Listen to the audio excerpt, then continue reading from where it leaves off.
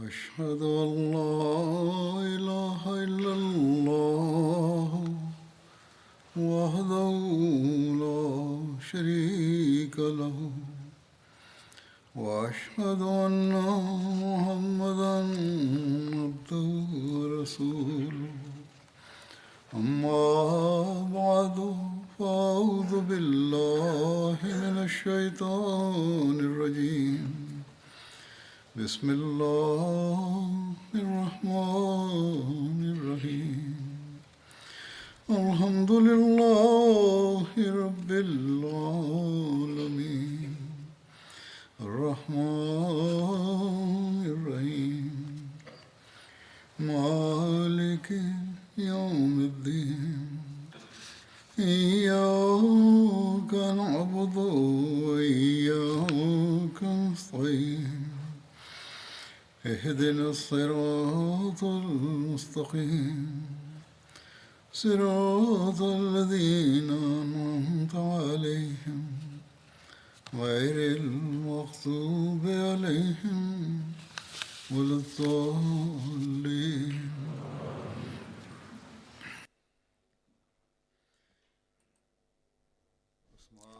Bismillahirrahmanirrahim. Uzur sọ yìí pé a ti sọ̀rọ̀ ní khutbah tí ó kọjá lọ lórí ìṣẹ̀lẹ̀ yìí pé wọ́n ṣekú pa Asma kan. A sì sọ yìí pé ìṣẹ̀lẹ̀ mìíràn náà tún wà tí a ó mẹ́nubà. Ìṣẹ̀lẹ̀ ẹlẹ́ẹ̀kejì yìí náà òun náà fojú hàn pé àlọ́ lásán ni ó jẹ́. Ìṣẹ̀lẹ̀ yìí ó jẹ́ èyí tí ó dìrọ̀ mọ́ ti ìṣekúpa Abu Ufuk tí í ṣe Jíù kan. Nínú àwọn ìwé ìtàn wọ́n ní ìtọ́ka sí àwọn àlọ́ mìíràn eléyìí tí ó lọ nípa ìṣekúpa Abu Ufuk. Báyìí ni ẹ̀là rẹ̀ lọ gẹ́gẹ́ bí wọ́n ti yànnàná rẹ̀. Wọ́n sọ pé ní ọjọ́ kan òjíṣẹ́ ńlá sallallahu alayhi wa sallam sọ fún àwọn sàábé wípé tẹlẹni tí yóò dóòlà mi lọ́wọ́ ẹni ẹ̀gbìn yìí, ìyẹn Abu Ufuk, èyí tó túmọ̀ sí pé tẹlẹni tí ó lè parí iṣẹ́ rẹ̀ tí yóò ṣe ikú pa. Arákùnrin tí í ṣe Abu Ufuk yìí ó jẹ́ bàbá arúgbó kan, ó ti darúgbó kùjọ́kùjọ́ débi pé wọ́n sọ pé ọmọ ọdún rẹ̀ ti pé 100 ọdún, ṣùgbọ́n ẹni yìí a máa ti àwọn ènìyàn tako òjíṣẹ́ ńlá sallallahu alayhi wa sallam. A sì máa fi àwọn ewì rẹ̀ bú èébú, a máa fi sọ àwọn ọ̀rọ̀ kòbákùngbé tako òjíṣẹ́ ńlá sallallahu alayhi wa sallam. Lábẹ́ àṣẹ òjíṣẹ́ ńlá sallallahu alayhi wa sallam ni wọ́n sọ pé Hazrat Salim bin Umar dìde. Hazrat Salim bin Umar yìí wà nínú àwọn ènìyàn kan tí a máa bú sẹ́kún lọ́pọ̀lọpọ̀ nítorí ìpáyà Ọlọ́run ọba. Òun náà sì kópa nínú ogun Badr. Ní ṣókí ó sọ pé èmi ni mo ṣe májẹ̀mú láti ṣe iṣẹ́ yìí, yálà kí n ṣe ikú pa tàbí kó jẹ́ pé nínú ìgbìyànjú yìí, nínú akitiyan yìí, èmi fúnra mi á pàdánù ẹ̀mí ara mi. Lára bẹ́ẹ̀ ó ní Hazrat Salim bin Umar bẹ̀rẹ̀ sí ní wá àǹfààní kan ní ọjọ́ kan nígbà tí ó jẹ́ ọ̀sán gangan tí òòrùn mú kankan tí ohun gbogbo gbóná. Báyìí Abu Ufuk ó wà nínú ọgbà rẹ̀ kan tí ó ti ń gba fẹ́fẹ́ nínú ọ̀dọ̀ tirẹ̀. Báyìí Hazrat Salim gbọ́ nípa eléyìí, báyìí ló gbéra lọ tí ó sì mú idà rẹ̀ lọ sí ọ̀dọ̀ Abu Ufuk. Ó kìbọ̀ ní ara eléyìí tí ó fi di pé eléyìí idà ọ̀hún ó wọ̀ níkùn, ó sì yọ níbi ibùsùn rẹ̀. Lára báyìí ó ní ọ̀tá Ọlọ́run ọba tí í ṣe Abu Ufuk yìí ó ké ìkérora Hazrat Salim fi sílẹ̀ ní irú ipò ọ̀hún.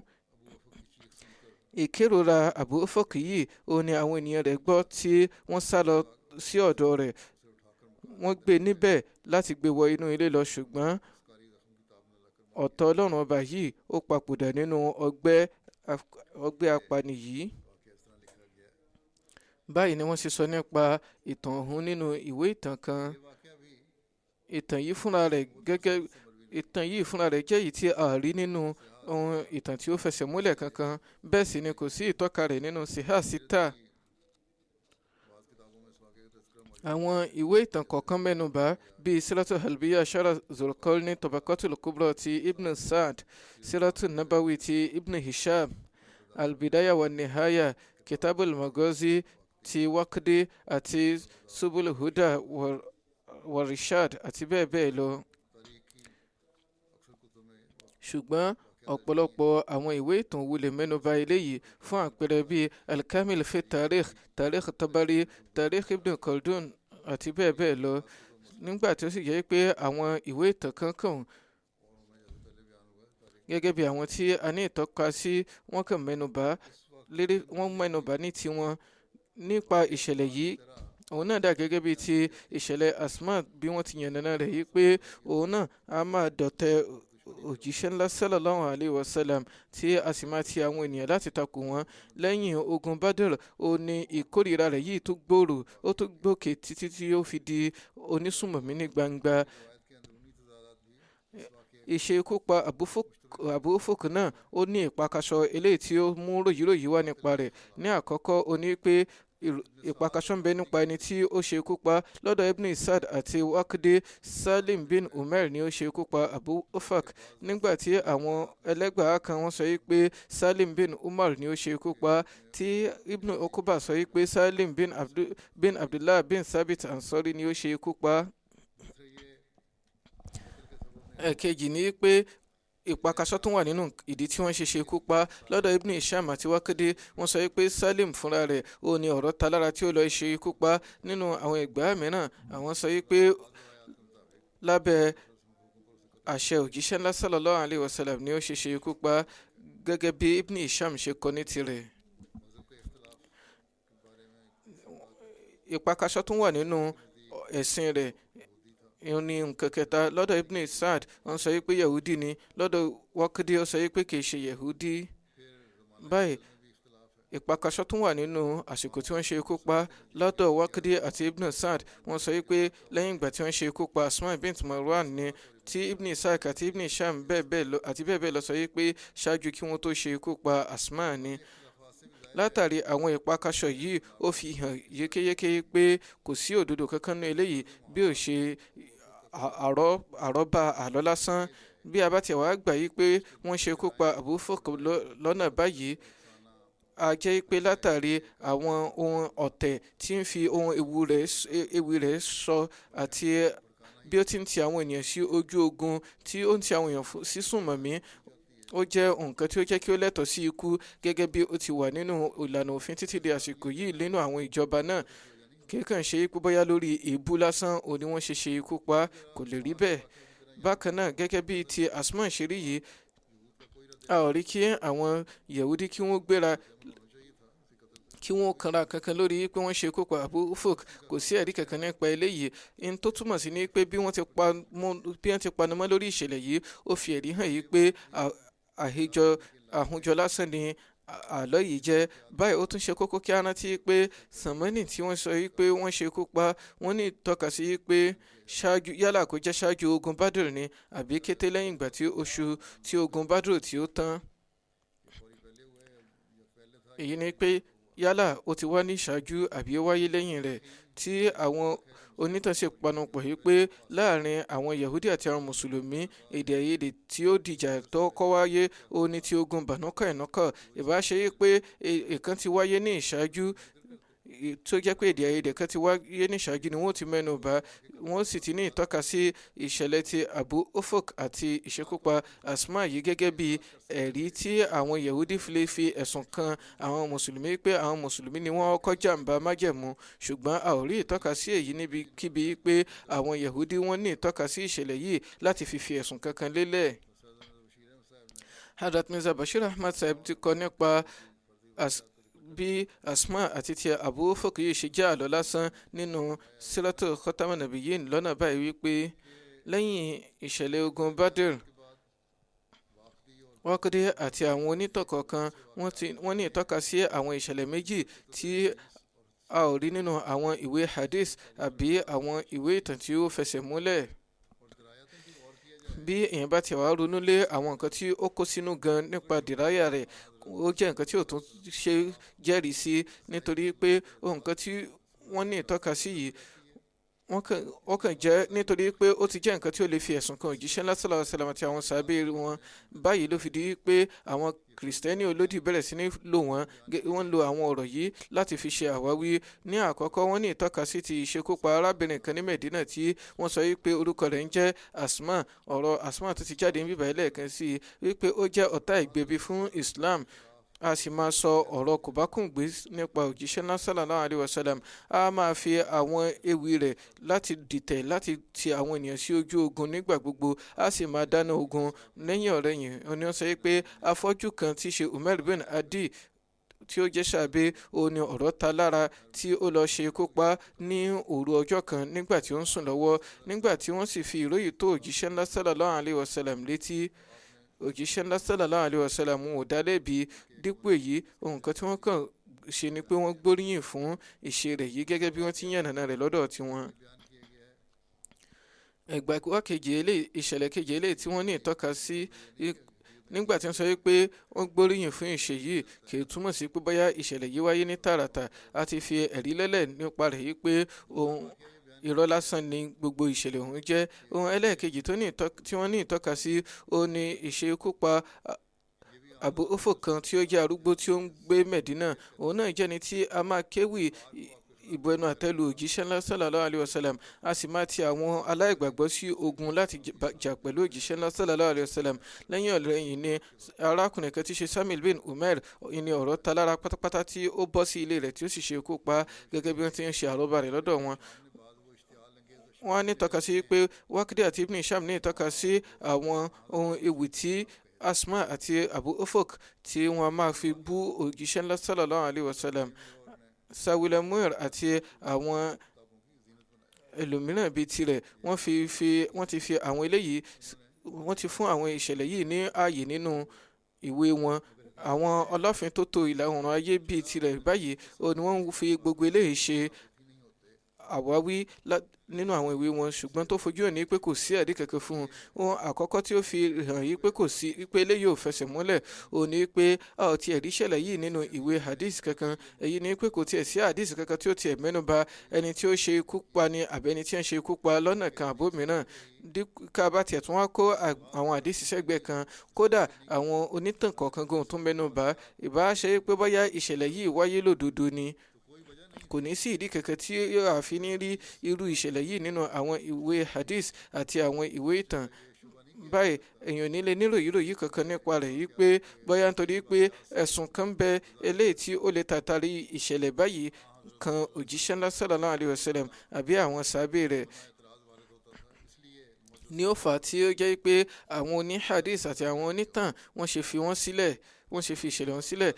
Nítorí pé nígbà tí èèyàn bá wo àwọn ìṣẹ̀lẹ̀ ọ̀hún, èèyàn á rí i pé kì í tiẹ̀ ṣe nǹkan tí ó ṣe é fi ẹ̀sùn kàn gan tó bá tiẹ̀ jẹ́ pé ó ṣẹlẹ̀ lóòótọ́. Nítorí pé tá bá rí tí wọ́n bá ṣe ikú pa ẹni tí ó jẹ́ olódì ìjọba tí ó ń dá súnmọ̀mí sílẹ̀, kì í ṣe nǹkan tí ó pèpè fún ẹ̀sùn. Torí náà bí èèyàn bá sọ pé nítorí pé ẹ̀sùn kan lè wá fún òjíṣẹ́ àtàwọn sàábé ni wọ́n ṣe mẹ́nubà, kò í ṣe nǹkan tí ó tọ́. Ẹlẹ́ẹ̀kejì ni pé nígbà tí a bá wo inú hadith àti àwọn ìwé ìtàn, kò ní pamọ́ fún ni pé àwọn tí wọ́n jẹ́ aládìs àti àwọn onítàn nínú lọ́dọ̀ àwọn mùsùlùmí wọn ò fìgbà kankan fi ìṣẹ̀lẹ̀ kankan sílẹ̀ nítorí pé bóyá ó lè ní ẹ̀sùn kankan tí yóò kan Islam àbí olùdásílẹ̀ Islam nínú. Nítorí pé nǹkan tí ó fẹsẹ̀ múlẹ̀ nípa ìṣe wọn ni pé ohun yòówù tí ó bá ti kàn wọ́n pẹ̀lú ẹgbà wá tí ó fẹsẹ̀ múlẹ̀ wọn yóò ṣe àrọ́bà rẹ̀ tí wọn ò sì ní ìdènà pẹ̀lú bí tí wò mọ́ nípa rẹ̀. Lára bẹ́ẹ̀ ló fi jẹ́ pé iṣẹ́ àwọn muhadithin àti àwọn onítàn yìí ó ní pé ohun yòówù tí ó bá ti kàn wọ́n nípa òjíṣẹ́ sallallahu alaihi wasallam àti àwọn sàábé lódodo, bó ti wù kí àwọn rìwáyà rẹ̀ àti dìráyà rẹ̀ kí ó lẹ tó, wọn yóò rí pé àwọn kọ sí ààyè ní ààyè kan tí wọn yóò sì fi sọ́wọ́ àwọn onígbìyànjú àti àwọn oníwádìí lọ́jọ́ iwájú láti wòye sí ní ìbámu pẹ̀lú rìwáyà àti dìráyà láti ṣe ìpinnu lórí nǹkan tí ó bá tọ́. Nǹkan tí ó sì máa ń bẹ nínú àníyàn wọn náà ni pé kò yẹ kí nǹkan kan yóò wà tí ó bá ti dìrọ̀ mọ́ òjíṣẹ́ ńlá sallallahu alaihi wasallam àti àwọn sàábé, yálà ó fojú hàn pé òdodo ni àbí ó tiẹ̀ rújú. Wọ́n gbọ́dọ̀ rí i pé wọ́n kó wọn jọ. Torí ẹ̀ ni ó fi di pé wọ́n ṣe kó gbogbo àwọn nǹkan tó wà nínú ìtàn yìí jọ báyìí. Ṣùgbọ́n kò wá túmọ̀ sí pé gbogbo ẹ̀ ni ó ṣe tẹ́wọ́ gbà, bí ó ṣe pé àwa ni a ní láti ṣe ìgbìyànjú láti mú nǹkan tí ó bá lẹ̀ kúrò nínú nǹkan tí ó bá fẹsẹ̀ nílẹ̀. Lára bẹ́ẹ̀, nǹkan tí a ní láti mẹ́nubà ní pé àwọn onítàn kan àbí àwọn muhadithin wọn ò ní fìgbà kankan fi ìṣẹ̀lẹ̀ kan pamọ́ nítorí pé bóyá ó tako ìjẹ́ òjíṣẹ́ ńlá sallallahu alaihi wasallam àbí àwọn sàábé. Lára bẹ́ẹ̀ la ṣe rí àwọn ìṣẹ̀lẹ̀ bíi ti Ka'b bin Ashraf àti Abu Rafi tí ó jọ ti ìṣekúpa Asma àti Abu Ufuk rẹ́gí. A rí wọn tí wọ́n mẹ́nubà wọ́n yékéyéké nínú àwọn ìwé hadith àti àwọn ìwé ìtàn tí àwọn ẹlẹ́gbà wá àbí àwọn oní hadith àbí àwọn onítàn kankan ò sì fi wọ́n sílẹ̀. Nínú àwọn ìṣẹ̀lẹ̀ yìí, bí a bá wo ti bí wọ́n ṣe ṣekú pa Asma àti Abu Ufuk tí a rí nínú ìwé ìtàn kankan, nínú àwọn ẹni tí wọ́n bí àwọn onítàn ìpìlẹ̀ṣẹ̀ bí wọ́n ṣe panu mọ́ nípa rẹ̀, ó fi hàn yékéyéké pé àhúnjọ ni àwọn àlọ́ ọ̀hún jẹ́. Ó kàn wọ́nà kan rápálá wọ inú àwọn ìwé ìtàn mìíràn ni. Bí a bá tún wá wo ìṣẹ̀lẹ̀ yìí dé kúlẹ̀kúlẹ̀, a tún fojú hàn sí ni pé wọ́n kàn àhúnjọ lásán ní ìṣẹ̀lẹ̀ yìí. Fún àpẹẹrẹ ti Asma lọ́dọ̀ Ibn Sa'd, wọ́n sọ pé Umar bin Adi ni ó ṣe ikú pa. Ní òdì eléyìí, àwọn kan sọ pé Ibn Dulayd sọ pé Umar bin Adi kọ́, Gishmir ẹni tí ó ṣe ikú pa. Suhaili sì sọ pé àwọn orúkọ méjèèjì yóò tiẹ̀ tọ́. Ẹni tí ó ṣe ikú pa Asma ní ọkọ rẹ̀ fúnra rẹ̀, tí wọ́n sọ pé Yazid bin Zaid ní nínú àwọn ìgbà wá. Báyìí nínú àwọn ìgbà mìíràn, wọ́n sọ pé gbogbo àwọn tá a ti dárúkọ yìí kò sí èyí tó ṣe ikú pa Asma nínú wọn. Dípò èyí, apànìyàn kan tí wọn ò mọrúkọ rẹ̀ tí ó wá láti ìran rẹ̀ náà ni wọ́n sọ pé ó ṣe ikú pa. Ibn Sa'd àtàwọn mìíràn sọ pé Asma bint Marwan lẹni tí wọ́n ṣe ikú pa, ṣùgbọ́n lọ́dọ̀ Alama bin Abdulbar wọ́n sọ pé Asma bint Marwan kọ́, bí ó ṣe pé Umar ṣe ikú pa bint Adi tí í ṣe ọbàkan rẹ̀ obìnrin. Ibn Sa'd sọ pé òru ni wọ́n ṣe ikú pa. Zulqarni sọ pé ọ̀sán ni wọ́n ṣe ikú pa, nítorí pé wọ́n ní ìtọ́ka sí pé arábìnrin ọ̀hún ṣì ń ta dàbínù lọ́wọ́ nígbà náà. A ti mẹ́nuba gbogbo ilé ìlẹ́kùnrẹ́rẹ́ ní ṣáájú. Ìṣẹ̀lẹ̀ ẹlẹ́ẹ̀kejì tí à ń sọ ní àsìkò yìí, ìyẹn nípa bí wọ́n ṣe ṣe ikú pa Abu Ufuk. Ibn Sa'd àti Waqidi sọ pé Salim bin Ubayr ni ó ṣe ikú pa, ṣùgbọ́n àwọn onígbà kan sọ pé Salim bin Amr ni. Ibn Uqba sọ pé Salim bin Abdullah ni. Báyìí náà nípa ẹni tí wọ́n ṣe ikú pa ìyẹn Abu Ufuk fúnra rẹ̀. Ibn Sa'd sọ pé Jíù ni. Waqidi sọ pé Waqidi ò ní tọ́ka sí pé Jíù ni. Báyìí náà nínú ọ̀rọ̀ Ibn Sa'd àti Waqidi wọ́n sọ pé Ibn Sa'd nínú bí tó lọ ṣe ikú pa. Nínú ẹgbàá mìíràn wọ́n sọ pé lábẹ́ àṣẹ látọ̀dọ̀ òjíṣẹ́ náà sallallahu alaihi wasallam ni wọ́n ṣe ikú pa. Nípa àsìkò tí wọ́n ṣe ikú pa, Ibn Sa'd àti Waqidi sọ pé lẹ́yìn ìgbà tí wọ́n ṣe ikú pa Asma ni. Ṣùgbọ́n lọ́dọ̀ Ibn Ishaq àti Abu Rabi, àwọn sọ pé ṣáájú kan tó ṣe ikú pa Asma ni. Gbogbo ìpakasọ yìí ó fi hàn yí pé àhúnjọ lásán ni ìṣẹ̀lẹ̀ yìí jẹ́. Bó bá ti jẹ́ òdodo kan ń bẹ nínú rẹ̀, ọ̀pọ̀lọpọ̀ nǹkan ni ó ti rújú téèyàn tiẹ̀ ní mọ bí ó ti rí tààràtà.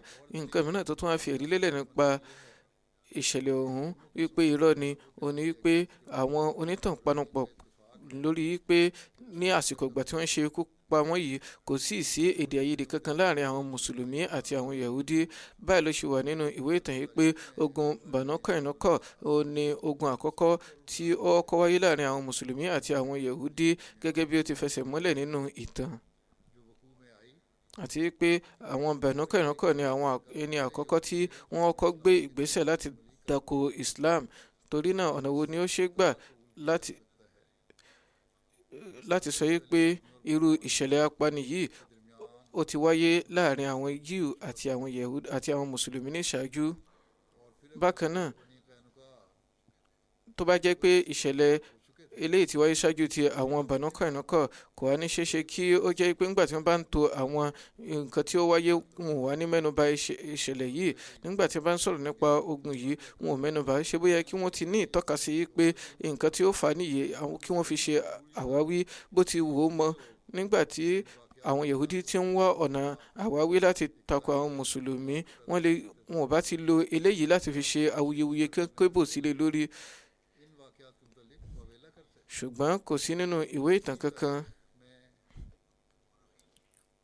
kódà nínú àwọn onítàn tí wọ́n mẹ́nuba àlọ́ ìfúnra wọn kò séyìí tí ó mẹ́nuba rárá yìí pé àwọn Yahudi fi ìgbà kankan fi ẹ̀sùn lélẹ̀ nípa eléyìí, àbí bóyá ẹnikẹ́ni tiẹ̀ wá ní ìwòye yìí pé bóyá wọ́n fi ẹ̀sùn yìí kan lélẹ̀, ṣùgbọ́n àwọn mùsùlùmí ò mẹ́nuba.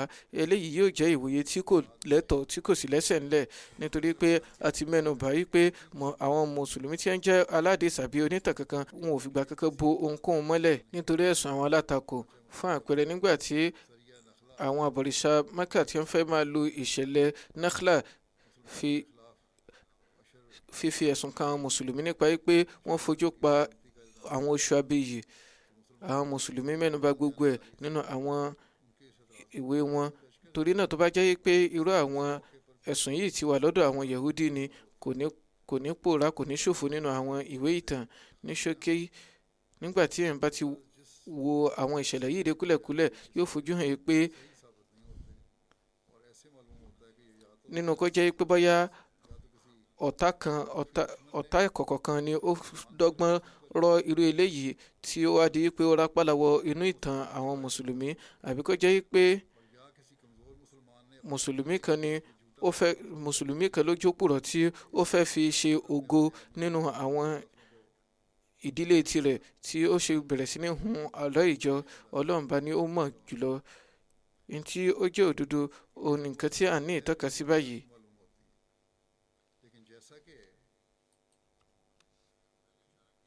ṣùgbọ́n bí ó ti jẹ́ pé a ti ní ìtọ́ka sí níṣáájú pé bí ìṣẹ̀lẹ̀ yìí bí ìbàtí wa jẹ́ òdodo lọ́nà kan àbómìíràn, a jẹ́ pé lábẹ́ nǹkan tí wọ́n ṣe kú pa wọ́n kì í ṣe nǹkan tí ó pèpè fún ẹ̀sùn kankan, torí pé ipò ẹlẹgẹ́ tí àwọn mùsùlùmí wà ń gbà àwọn tí ó jẹ́ nǹkan tí a ti mẹ́nuba. Ipò wọn dà gẹ́gẹ́ bí ẹnìkan tí ó bára rẹ̀ ní àyè kan tí àwọn iná tó ń jó geere tí wọ́n ti rọ kiri ká rẹ̀ tí kò sì sọ́nà àbáyọ. Báyìí ni àwọn tí wọ́n dúró pẹ̀lú rẹ̀ yìí wọ́n tún jẹ́ àwọn tí wọ́n fẹ́ gba ẹ̀jẹ̀, tí wọ́n fẹ́ ta ẹ̀jẹ̀ rẹ̀ sílẹ̀, tí wọ́n fẹ́ ṣe ikú pa. Torí náà ipò táwọn mùsùlùmí wọ́n ń gbà wọ́n, bí a bá rí ẹnikẹ́ni tí ó tó ń dáná ogun tako adarí wọn láti ti àwọn ènìyàn bọ́ sí ojú ogun láti ṣe ikú pa àwọn ènìyàn látàrí àwọn ewì tirẹ̀, kí ni nǹkan tí ó tó fẹ́ jẹ́ ìyànjú ju kí wọ́n ṣe ikú pa irúfẹ́ ẹni bẹ́ẹ̀ lọ. Eléyìí ó sì jẹ́ pé nígbà tí nǹkan bá dé ògóńgó tán, eléyìí tí èèyàn tiẹ̀ nílé pèpè fún ìtanràn lórí iṣẹ́ ikú pa ẹni lórí èyí. Fún àpẹẹrẹ, ọ̀gbẹ́ni Margolith tí òun náà fúnra rẹ̀ tí ó jẹ́ ọlọ́fintótó ìlà oòrùn ayé, tí ó jẹ́ pé ìgbà gbogbo ọ̀nà òdì la fi máa wo ohun gbogbo. Òun fúnra rẹ̀ kò rí ohun ẹ̀sùn kankan fún àwọn mùsùlùmí lórí èyí. Lára bẹ́ẹ̀, ọ̀gbẹ́ni Margolith sọ pé nítorí pé Asma a máa lo àwọn ewì rẹ̀ yìí tó bá jẹ́ pé lódodo òun ni àwọn ewì, òun ló kọ àwọn ewì tí wọ́n fi ti sọ́dọ̀ rẹ̀ yìí, pé tó bá jẹ́ pé a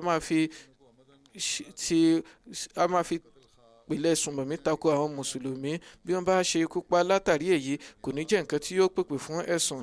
Àti pé nǹkan tí ẹ tún ní láti rántí ni pé ewì àti fìdáná ogun tí ó ń bẹ láàrin àwọn Lárúbáwá ńgbà náà, ewu tí ó lè mú wá ó ju nǹkan tí ó lè mú wá ní àwọn ibòmíràn lọ. Bí wọ́n bá ṣe ikú pa ẹni lórí èyí, eléyìí wà nínú nǹkan tí ó ti jẹ́ àṣà àwọn Lárúbáwá láti yanjú àwọn ìṣòro báyìí, tó sì jẹ́ pé ọ̀daràn yìí nìkan ni wọn yóò ṣekú pa, wọn ò ní ṣekú pa ará yòókù, nítorí pé látàrí àwọn ewì àdáná ogun báyìí, ogun tí a máa dìde níbẹ̀ kò ní jẹ́ ti àwọn ènìyàn ti ẹnìkan, kódà àwọn ìdílé àwọn ìran yòókù tí ń bá wà ní tòsí wọn a máa bọ́ sínú ogun látàrí bẹ́ẹ̀. Torí ẹ̀ ni wọ́n fi sọ pé ẹni tó bá jẹ́ ọ̀daràn nìkan ni wọn yóò ṣekú pa, kì í ṣe àwọn ìbátan rẹ̀. Bí ọ̀gbẹ́ni Margolith bá rí ẹ̀sùn kankan lórí èyí, ọ̀nà tí ó yóò fi mú jáde náà ni pé ẹ̀ṣẹ̀ tí wọ́n ṣe kéde ìjìyà rẹ̀ lórí ọ̀ràn tí ó dá. Ṣùgbọ́n ní àkọ́kọ́, bí a bá ti àkọ́kọ́ gbà pé ìṣẹ̀lẹ̀ ọ̀hún ó wáyé lódodo, a mọ̀ pé àdáṣe ni eléyìí jẹ́ lọ́dọ̀ àwọn mùsùlùmí kọ̀ọ̀kan tí ara ta òjíṣẹ́ ńlá sallallahu alayhi wa sallam sì kọ́ ní fún wọn ní àṣẹ rẹ̀ gẹ́gẹ́ bí eléyìí ti fẹsẹ̀ múlẹ̀ nínú àkọsílẹ̀ ti Ibn Sa'd. Ní ẹlẹ́ẹ̀kejì bàbá tí a wòye sí pé àṣẹ látọ̀dọ̀ òjíṣẹ́ ńlá sallallahu alayhi wa sallam ni a jẹ́ pé ipò tí àwọn mùsùlùmí wà nígbà ọ̀hún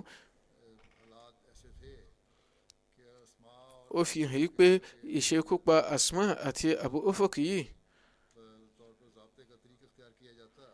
ó jẹ́ ìkan tó jẹ́ pé bí àwọn ènìyàn bá mọ̀ pé wọ́n fẹ́ ṣe ikú pa ènìyàn wọn yìí eléyìí yóò dá awuyewuye sílẹ̀ tí yóò sì mú ogun dìde láàrin àwọn mùsùlùmí àti àwọn Yahudi. Hazrat Mirza Bashir Ahmad kọ sílẹ̀ báyìí pé níbi tí ọ̀gbẹ́ni Margulis tí ó ti wo eléyìí dé tó sọ pé ohun yìí ó jẹ́ ẹ̀tọ́ èṣe tí kò wá wòye sí ọ̀nà ìṣekúpa náà bá ṣe pé ó wòye sí gẹ́gẹ́ bí àwọn Lárúbáwá ti ṣe nígbà náà lọ́hùn ni yóò mọ̀ pé ọ̀nà tí wọ́n lò láti ṣe ikú pa wọ́n tó bá tiẹ̀ jẹ́ lódodo ni á jẹ́ nǹkan tí ó ṣe kókó fún àlàáfíà àwùjọ nígbà náà lọ́hùn. Ní ṣókí ohun tí ó wà níbẹ̀ ni pé ìṣẹ̀lẹ̀ ìṣekúpa Asma àti Abu Ufuk yìí wọn ò fẹsẹ̀ múlẹ̀ bí tí wò mọ́ nínú ètò rìwáyà àti dìráyà tí wọ́n bá wá. Bí èèyàn tó wá tún wá wòye sí pé bóyá ó tiẹ̀ jẹ́ òdodo kò ní jẹ́ nǹkan tí ó pèpè fún ẹ̀sùn nípa bí nǹkan ṣe rí nígbà ọ̀hún. Ẹ̀kẹta ni pé bó ti wù kí ìṣẹ̀lẹ̀ yìí rí ọ̀nà ìyówù tí ó bá gbà wá eléyìí jẹ́ ohun àdáṣe látọ̀dọ̀ àwọn mùsùlùmí kọ̀ọ̀kan eléyìí tí ó wáyé látàrí ìtara eléyìí tí ó sì ṣe àṣẹ kankan látọ̀dọ̀ òjíṣẹ́ ńlá sallallahu alayhi wa sallam. Torí náà ẹ̀sùn lásán ni wọ́n fi lọ́lẹ̀ nípa pé òjíṣẹ́ ńlá sallallahu alayhi wa sallam ni ó fún wọn ní àṣẹ yìí. Ní ṣókí wọ́n hun gbogbo ẹ̀jọ láti fi kàn sọ́dọ̀ òjíṣẹ́ ńlá sallallahu alayhi wa sallam ni. Àwọn onítọ̀hún tí wọ́n kọ báyìí ó ṣe kókó kí wọ́n ṣe àyẹ̀wò ohun kan tí wọ́n kọ sílẹ̀ ṣùgbọ́n ojú rere Ọlọ́run bá tí a ní láti mọ̀ ní pé ó fún wa ní àǹfààní láti gba ìmáàmù àsìkò tí ó fún wa ní ìtọ́sọ́nà láti farabalẹ̀ kí kárẹ́jú bẹ̀lẹ̀ jẹ́ láti rí ohun gbogbo láti lè fi ẹ̀rí lélẹ̀ yìí pé ẹ̀sùn yòówù tí ó bá kan òjíṣẹ́ ńlá sallallahu alayhi wa sallam a ó lè fi èsì sí lọ́nà àti mú àwọn ẹ̀sùn òun kúrò nílẹ̀ kí Ọlọ́run bá jẹ́ kí àwọn àfáà ọ̀hún náà kí wọ́n ní òye àwọn tí wọ́n ń ṣe ìgbìyànjú láti lo àwọn nǹkan ìtàn báyìí láti borúkọ Islam jẹ́ lọ́nà kan wọ́n ń polongo yìí pé àwọn farajìn fún Islam ṣùgbọ́n látàrí àwọn iṣẹ́ wọ̀nyí ó ní ìṣe ìrékọjá inú àlá ṣe ń tàn káàkiri kí Ọlọ́run bá fún wọn lóye. Lẹ́yìn èyí máa mẹ́nu bà àwọn olóògbé kan. Ẹni àkọ́kọ́ ni wọ́n ní Professor Dr. Nasir Ahmad Khan Sahib tí àwọn èèyàn mọ̀ sí Parvez Parvazi Sahib. Wọ́n papòdà ní ọjọ́ tí ó kọjá lọ ní Canada ní ọdún 97. Inna lillahi wa inna ilayhi raji'un.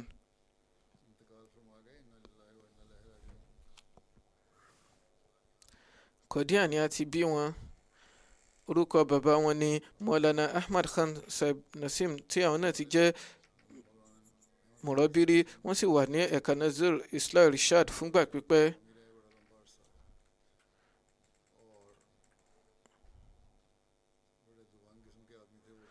Wọ́n jẹ́ ẹni tó yááyì tí ó sì ṣe ọ̀pọ̀lọpọ̀ àkójọ nínú ètò jẹ̀mọ́. Aya wọn ni Rahmat Bibi, ìyá wọn ni Rahmat Bibi.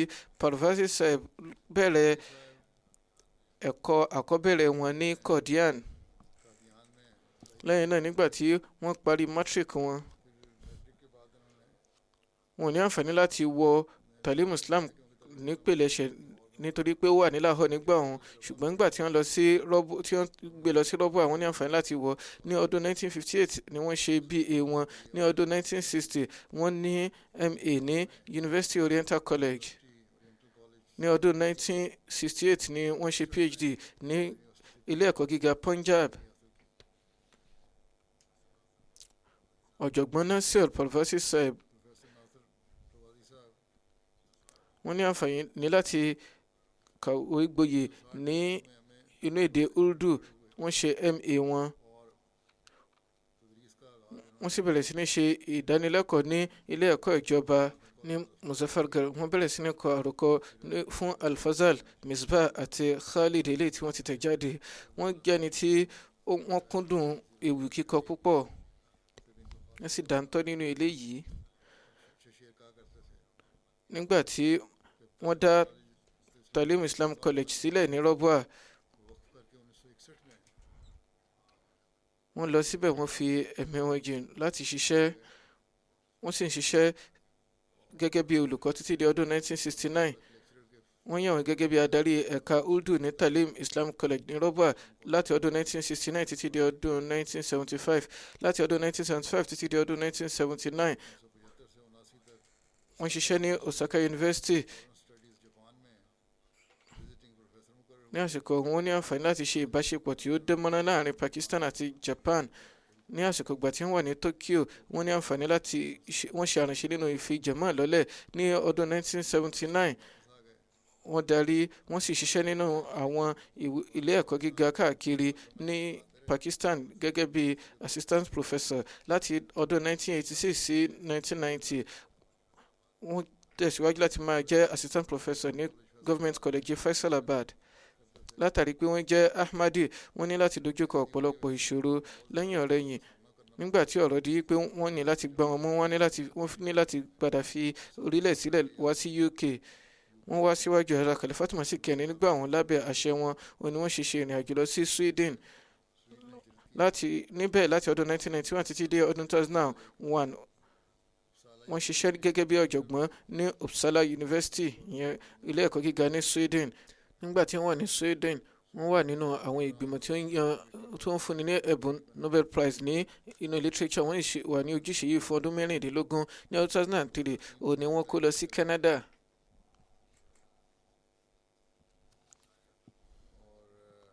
Wọ́n jẹ́ ẹni tí ó dáńtọ́ tí ó sì jẹ́ gbajúgbajà ní ẹ̀ka literature àti ètò ẹ̀kọ́.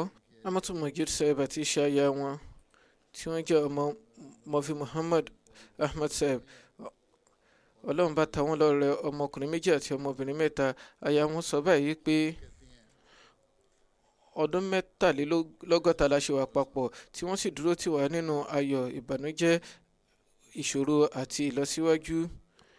Nígbà tó jẹ́ pé èmi ni mo dàgbà jù nínú àwọn ọmọ òbí mi, tí ó sì jẹ́ pé Rọ́bùà ni a gbé, ọ̀jọ̀gbọ́n Parvaz Saib wọn ò fìgbà kankan dá mi lẹ́kun láti ṣe ìfarajìn fún wọn. Kódà àwọn fúnra àwọn ìfarajìn jù mí lọ, wọ́n ṣe ìtọ́jú wọn jù mí lọ. Wọ́n rí i pé wọ́n bójú tó gbogbo ìbáṣepọ̀ tí ó dánmọ́rán pẹ̀lú àwọn ìbátan aya wọn. Wọ́n sì jẹ́ ẹni tí ó dáńtọ́ nínú ìṣe ìjùsílẹ̀ fún àwọn tí wọ́n súnmọ́ ni. Wọ́n á máa tọ́jú àwọn ìbátan wọn pẹ̀lú ìfẹ́ àti ìṣẹ̀mí òdodo. Wọ́n sì kópa nínú gbogbo wọn ayọ̀ àti ìbánikẹ́dùn wọn. Ọmọ wọn Tahir Ahmad Khan sọ wípé ipò yòówù tí a bá wà, ipò yòówù tí wọn bá wà, tọ̀yàyà lèèyàn ṣe máa ń pàdé wọn. Wọ́n ní ìfẹ́ tí ó dánmọ́rán fún ètò Khilafah Ahmadiyya títí di àsìkò tí wọ́n gbẹ̀mí mì. Wọ́n tẹ̀síwájú láti máa kàn sí mi fún àdúrà. Wọ́n wà nínú àárẹ̀. Nígbà tí wọ́n wà nínú àárẹ̀ tí ó le koko, wọ́n fún wọn ní tó ìgbà wọn ó ṣòro fún wọn láti kọ nǹkan sílẹ̀. Tó bẹ́ẹ̀ náà wọ́n á rí i pé àwọn mú ọwọ́ ara wọn láti fi ṣe ìgbìyànjú láti kọ nǹkan kan ní orí ibùsùn eléyìí tí wọn yóò fi ránṣẹ́ láti tọrọ àdúrà. Wọ́n ní ìbáṣepọ̀ tí ó kún fún ìṣẹ̀mí òdodo àti ìṣọ̀kan òdodo. Nígbà tí wọ́n wà ní Japan, ọmọ ó kọ síwájú sí báyìí pé wọ́n gba àmì ẹ̀yẹ encyclopedia, eléyìí sì jẹ́ àmì ẹ̀yẹ ńlá nígbà náà lọ́hùn. Wọ́n padà fi lè ṣèjù sílẹ̀ sí Khilafat Library. Ní àwọn ọdún 1980s, wọ́n gba àmì ẹ̀yẹ Allama Iqbal, àmì ẹ̀yẹ wúrà Allama Iqbal fún lítírésọ̀, ṣùgbọ́n torí pé wọ́n ṣe Ahmadi, wọn ò pè wọ́n fún èyí, wọ́n fi ránṣẹ́ sílé wọn ni. Ọmọ wọn obìnrin Amatul Wadud sọ wípé bàbá mi nífẹ̀ẹ́ Al-Qur'an lọ́pọ̀lọpọ̀. Wọ́n rí i pé àwọn ka ìpín kan lójoojúmọ́ láì jánu. Nígbà yòówù tí a bá sì ní ohunkóhun fún àkòrí kan, wọ́n á sọ wípé lọ mú báyìí nínú ẹsẹ̀ báyìí báyìí nínú orí báyìí báyìí. Wọ́n rí i pé bàbá wa ni ó kọ́ wa ní ìfẹ́ khilafa. Wọ́n fún wa ní ìwúrí wípé a lè yànnàná tó ń bẹ lórí ẹ̀mí wa kí a sì ní ìbáṣepọ̀ tí ó dánmọ́rán pẹ̀lú ètò khilafa. Ọmọbìnrin kejì Sadia sọ pé bàbá mi jẹ́ ẹni tó ní ìfarajìn fún ètò khilafa lọ́pọ̀lọpọ̀. Nínú ọ̀rọ̀ wọn ìgbà gbogbo ni ẹ ó rí tí ó kún fún ìfẹ́ àti àpọ́nlé fún ètò khilafa.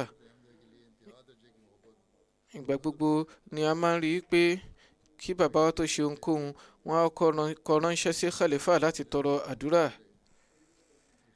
Ní àsìkò ìgbà tí wọ́n wà nínú àárẹ̀ ìgbìyìn wọn gan pẹ̀lú, tí oníwòsàn tí àwọn wò yí pé kí àwọn ṣe àyẹ̀wò wọn, nígbà náà bí oníwòsàn ṣe ń jáde báyìí ni wọ́n sọ pé ni wọ́n sọ fún mi pé lọ mú gègé àti ìwé wá, tí tọwọ́ wọn tó lẹ nígbà òun ni wọ́n fi kọ àkọránṣẹ́ fún àdúrà. Gẹ́gẹ́ bí mo ṣe sọ pé wọ́n á máa ṣe eléyìí déédéé, wọ́n á máa ṣe ìjìsílẹ̀ lọ́pọ̀lọpọ̀. Ohun yòówù tí wọ́n bá ní lọ́wọ́ wọ́n á máa fi ṣe ìjìsílẹ̀. Ọmọ wọn Naila Mahmood wọ́n sọ pé látọ̀dọ̀ ohun tí mo kọ́ látọ̀dọ̀ bàbá mi, ọmọ wọn ní í ṣe, torí náà bàbá ni wọ́n jẹ́ sí i. Wọ́n wí pé látọ̀dọ̀ wọn ni mo ti mọ nǹkan tí ń jẹ́ ìgbàgbọ́ lódodo àti ìfẹ́ sí Ọlọ́run ọba lódodo.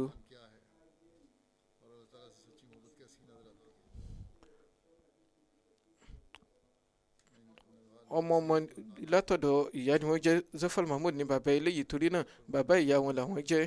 Ọ̀nà tí à ń lè gbà rí ìfẹ́ Ọlọ́run bá lódodo, wọ́n wí pé títí dìgbà tí wọ́n ṣe gbẹ́mìí mì, mo sì rí wọn tí wọ́n máa na ìka ìjẹ́rìí, wọ́n sì máa ṣe alhamdulillah alhamdulillah nígbà gbogbo. Ohun àṣà wọn ni láti máa ṣe alhamdulillah títí di àsìkò tí wọ́n papòdà. Wọ́n sọ pé nígbà tí mo rí ìfẹ́ wọn yìí, ó tan ìmọ́lẹ̀ sí mi lórí ẹ̀mí nípa wípé ìfẹ́ tí wọ́n ní pẹ̀lú Ọlọ́run ọba alukurani àti ètò khilafa, kí èmi náà nírú ẹ̀, kí Ọlọ́run bá ṣe àforíjì fún wọn, kí ó ṣàánú fún wọn, kó sì jẹ́ kí àwọn ọmọ wọn lè tẹ̀síwájú nínú iṣẹ́ rere wọn.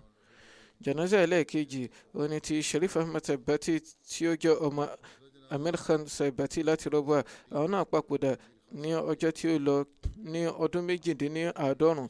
Inna lillahi wa inna ilayhi raji'un. Músí ni olóògbé jẹ́, tí wọ́n sì fi aya wọn àti ọmọkùnrin méjì àti ọmọbìnrin méjì sílẹ̀ sáyé lọ. Ọmọ kan ṣiṣẹ́ ní Ifazati Markaz tí Tahir Ahmed Bati tí ó jẹ́ ọmọ kejì, òun jẹ́ mọ̀rọ́bí ní Sierra Leone lásìkò yìí. Ọmọ yìí Tahir Ahmed Bati tí ó jẹ́ mọ̀rọ́bí, òun sọ wípé bàbá mi a máa sọ wípé nígbà tí àsọtẹ́lẹ̀ ìṣekúpa Pandit Lekram tí ó rí àmúṣẹ, nígbà bàbá wọn Amir Khan Bati Sabsi jẹ́ ọmọ kékeré, ṣùgbọ́n nígbà tí ó rí eléyìí tí ó rí àmúṣẹ, òdodo Ahmadiyya wọ̀ lẹ́mìí. Tóun ti bá ti kéré ń gbà wọn ò ní àǹfààní láti lọ sí Qadian, tí wọn ò sì ní àǹfààní láti ṣe bayat tààràtà, ṣùgbọ́n lẹ́yìn ọ̀rẹ́yìn wọ́n padà ṣe bayat lọ́wọ́ Hazrat Khalifatul Masih Kínní, tí wọ́n sì wọ inú ìjọ Ahmadiyya ní ọdún 1974.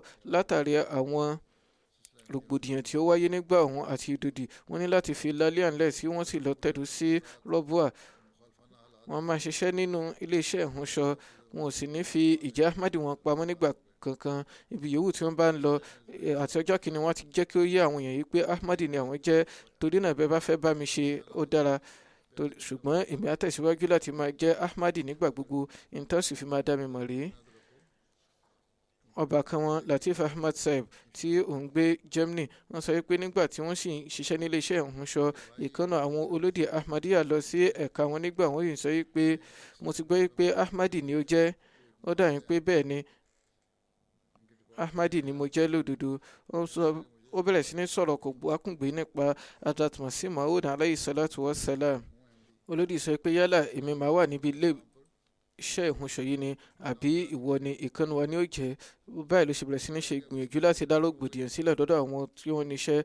Báyìí àwọn bẹ̀rẹ̀ sí ní ṣàdúrà yìí pé kí Ọlọ́run bó bá arákùnrin yìí wí, kí ó sì yanjú iṣẹ́ rẹ̀. Wọ́n rí pé lẹ́yìn ìgbà díẹ̀ ó ní ẹnìkan wá fún wọn ní ìròyìn pé ọ̀rẹ́ ni tí ó wá wùwàkiwà sí ọ láìpẹ́ yìí, ó jókòó síwájú ilé iṣẹ́ báyìí nísìn tí ó ti ní ìjákulẹ̀, torí pé ẹni tó ní ilé iṣẹ́ ti ká tí ó jí àwọn owó kan tí wọ́n sì lè kú lẹ́nu iṣẹ́. Wọ́n jẹ́ ẹni tá máa kírun déédéé, tá máa kí tàjú déédéé, wọ́n sì jẹ́ ẹni tí wọ́n máa dúpẹ́ lọ́pọ̀lọpọ̀ lọ́dọ̀ Ọlọ́run. Wọ́n máa ka àwọn ìwé jàmá lọ́pọ̀lọpọ̀. Lẹ́yìn ìgbà tí wọ́n fi ṣiṣẹ́ fẹ̀yìntì, wọ́n bẹ̀rẹ̀ sí ní kàwé púpọ̀ síwájú sí i. Ìgbà gbogbo ẹ ṣáàrí ìwé kan ní ibi ibùsùn wọn, tí wọ́n sì rí wọn tí wọ́n bójútó, tí wọ́n kà nígbà náà. nígbà tí ìpèpè kan bá ti wá látọ̀dọ̀ khalifa láti ṣe àdúrà kan kété bẹ́ẹ̀ lẹ́rìí wọn tí wọn yóò farajìn fún wọn máa ṣe àsàlátù lọ́pọ̀lọpọ̀.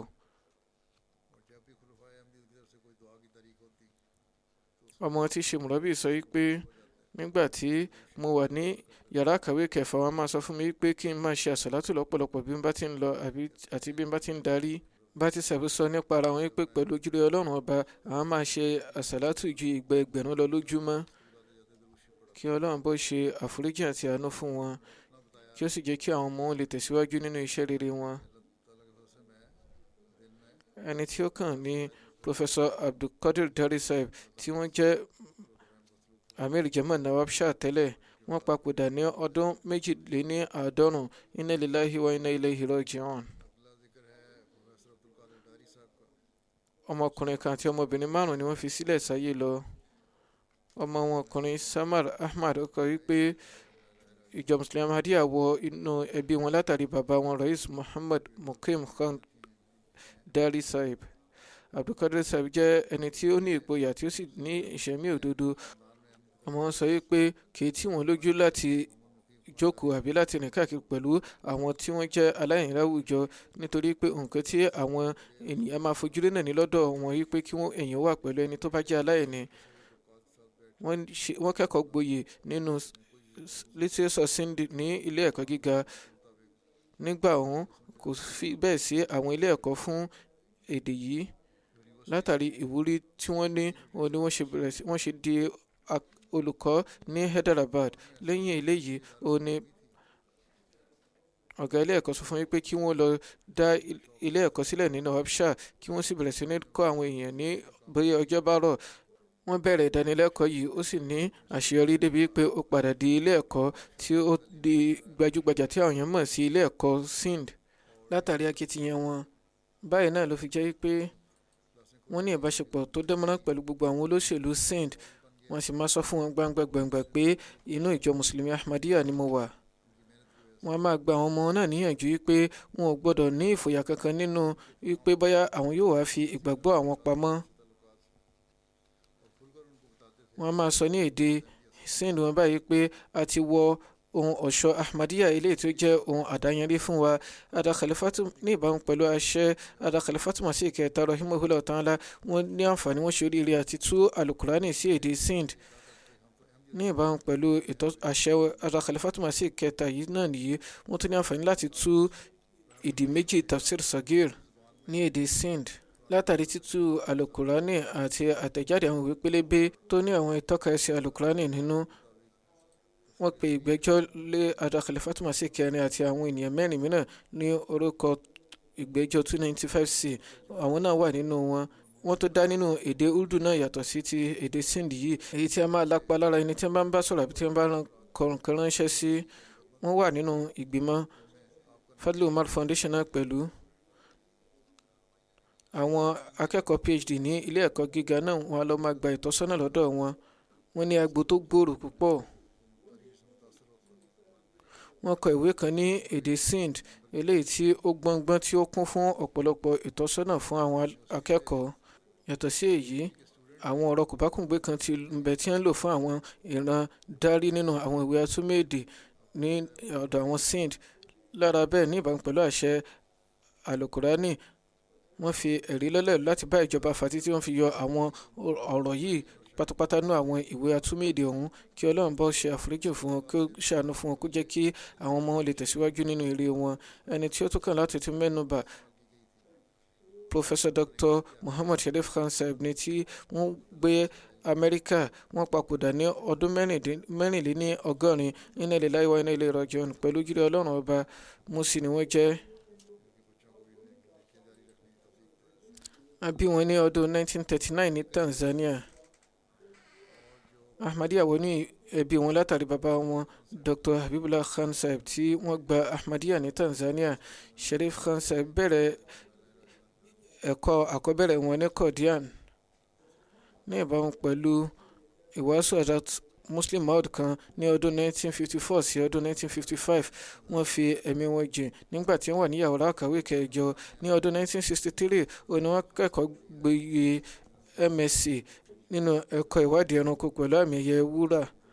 ní ọdún 1996 ni wọ́n ṣe PhD wọn jáde láti ilé ẹ̀kọ́ gíga Punjab ní ìbámu pẹ̀lú àṣẹ láti ọ̀dọ̀ Dr. Khalifatul Masih kẹta rahimahullah ta'ala. wọ́n ṣiṣẹ́ ní Talim Islam College ní ọdún 1963 tí wọ́n sì fẹ̀yìntì títí ní ọdún 1998 eléyìí tó fi jẹ́ pé àsìkò ìfarajìn wọn ìfẹ̀míjì wọn jẹ́ ọdún márùndínlógójì. olóògbé ti tẹ àwọn ìwé ìwádìí 50 jáde.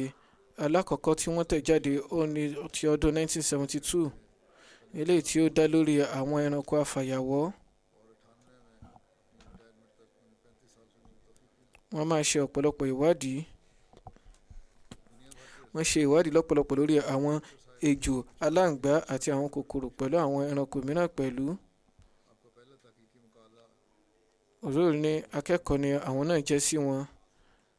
wọ́n máa mú wọn jáde láti yàrá ìkàwé láti lè rí ohunkóhun àwọn nǹkan kọ̀ọ̀kan nínú ètò àdámọ́ àti irú àwọn kòkòrò tí ó ń bẹ. ní ọdún 2002 wọ́n ní wọ́n fún wọn ní àmì ẹ̀yẹ oníwádìí ẹranko orílẹ̀ ní Pakistan. Mujibullah Chaudhry Sahib láti USA kọ wípé ní ọdún 2008 mo ní àǹfààní láti bá wọn sọ̀rọ̀ lórí ìdáwójọ fún kíkọ́ mọ́ṣáláṣí. wọ́n sọ wípé àwọn ò ní ìkẹ́kọ̀ọ́ lọ́wọ́ báyìí ṣùgbọ́n ẹ máa bọ̀ wálé. nígbà tí mo dé ilé wọn aya wọn fi àwọn àdìjọ ohun ọ̀ṣọ́ kan sílẹ̀. wọ́n sọ wípé nǹkan táwọn gbà lọ́tọ̀dọ̀ àwọn òbí àwọn àti àwọn àna àwọn nìyí. àwọn fi gbogbo wọn sílẹ̀ wípé ọyẹ ẹgbà gbogbo ẹ máa kó wọn lọ. wọ́n jẹ́ aláàánú onípẹ̀lẹ́kùtù. wọ́n sì máa ṣe pẹ̀lú àwọn akẹ́kọ̀ọ́ gẹ́gẹ́ bí ọ̀rẹ́ kí Ọlọ́run bó ṣe àforíjì àti àánú fún wọn. ọmọ àgbà Zafrullah Sahib kọ wípé nínú àwọn nǹkan tí ó tún padà tó wa létí ń pa wọn ni àwọn onímọ̀ ìjìnlẹ̀ sáyẹ́nsì kan wá sí Rọ́bùà láti Amẹ́ríkà àti Canada láti pàdé Professor Dr. Sharif Khan Sahib ní ìbámu pẹ̀lú nǹkan tí àwọn ìwádìí ọ̀hún wí. wọ́n sọ wípé kò sí ẹnikẹ́ni tí ó lékè Sharif Khan Sahib ní Pakistan nínú ẹ̀kọ́ reptology ìyẹn ìwádìí àwọn ẹranko afàyàwọ́. wọ́n dáńtọ́ lọ́pọ̀lọpọ̀. ọmọ wọn Rashid Zubair sọ wípé láti kékeré ni ó ti mọ́ wọn lára láti máa kí tahajjud kí wọ́n máa gbààwẹ̀ kí wọ́n sì máa kírun déédéé.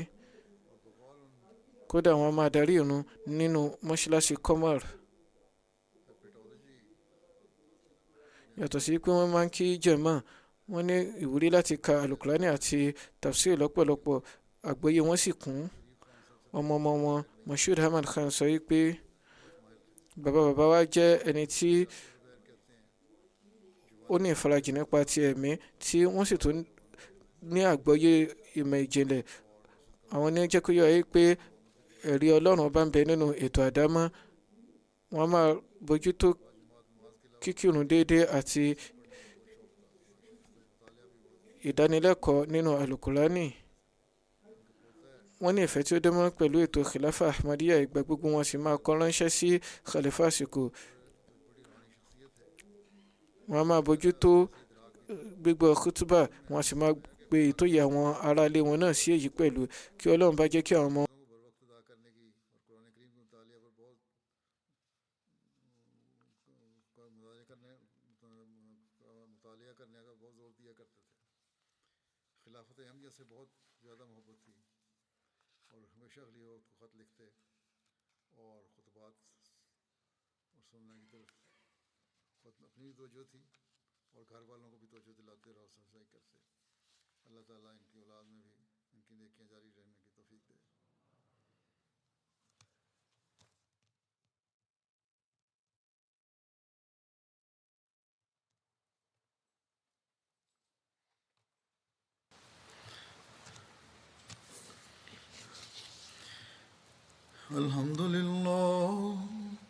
الحمد لله نحمده ونستعينه ونستغفره ونؤمن به ونتوكل عليه ونعوذ بالله من شرور أنفسنا ومن سيئات أعمالنا من يهده الله فلا مضل له ومن يضلله فلا هادي له ونشهد أن لا إله إلا الله ونشهد أن محمدا عبده ورسوله عباد الله رحمكم الله إن الله يأمر بالعدل والإحسان وإيتاء ذي القربى